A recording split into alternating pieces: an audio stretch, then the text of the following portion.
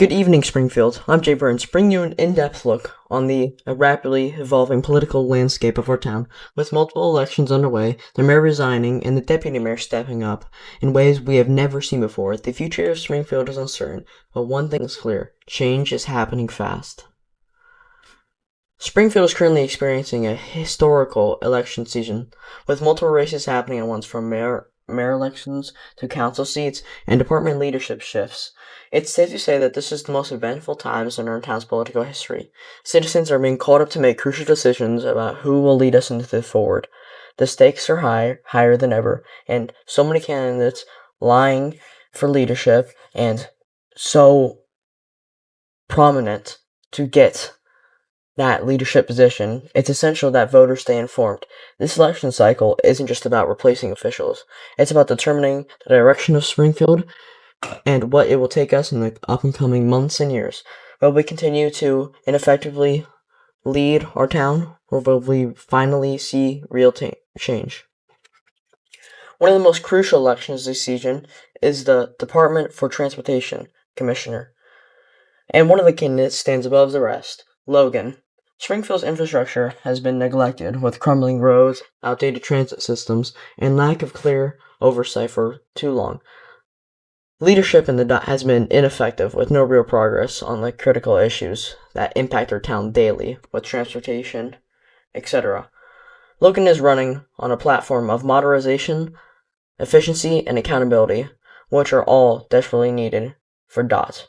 Some of his plans include revamping road maintenance efforts, federal road and highway quality checks, improving public transit operations, and establishing new road districts to improve oversight and maintenance. Unlike previous DOT leaders who have failed to act, Logan has a clear, realistic plan to overhaul Springfield's transportation infrastructure. If elected, he has promised to work closely with federal, and local agencies to secure funding, enforce regulations, and make Springfield roads safer and more efficient for everyone. Springfield voters just need to recognize this moment as an opportunity to elect someone who isn't just looking to fill a seat, but is committed to real progress. If we want Springfield to move forward, we need to support leaders like Logan, leaders who understand the importance of reliability, transportation, and infrastructure, and are ready to take action. And what are some calling a move? Mayor Silly has resigned. However, for many times in Springfield, this wasn't a shock. It was inevitable. Silly's time in office was marked by indecisiveness, lack of direction, and overall failure to bring any real change. While he may have good intentions, his leadership was lackluster at best. Many residents have voiced the frustrations over the town was being run, with little progress on major issues, and government that seemed to be running in circles rather than moving forward. Now with Silly out the picture, Springfield is left in a transition period, but what might come to an uncertainty, others may recognize it as an opportunity for better leadership, to finally take a change.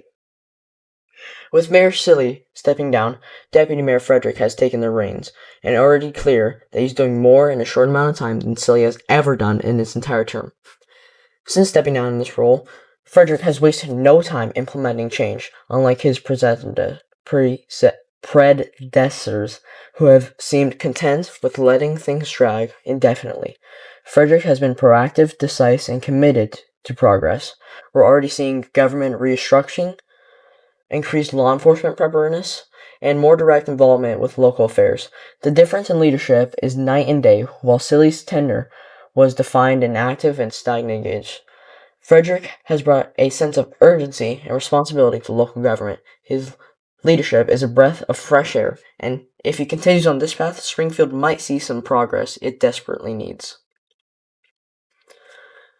All in all, Springfield is a turning point, with elections in full swing, leadership changes taking place, and new opportunities rising.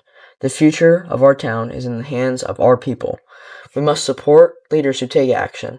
We must recognize the failures of the past, and we must acknowledge the new leadership stepping up, such as Deputy Mayor Frederick, who's already demonstrated what real governance looks like. Springfield has a choice to make. Do we want to go back to the same old effective leadership, or do we want to embrace change and move forward? I stand with Logan for DOT Commissioner, and I applaud Frederick for improving what true leadership should look like. Thank you for tuning in. I'm Jay Burns, and this has been your update on Springfield's evolving political landscape.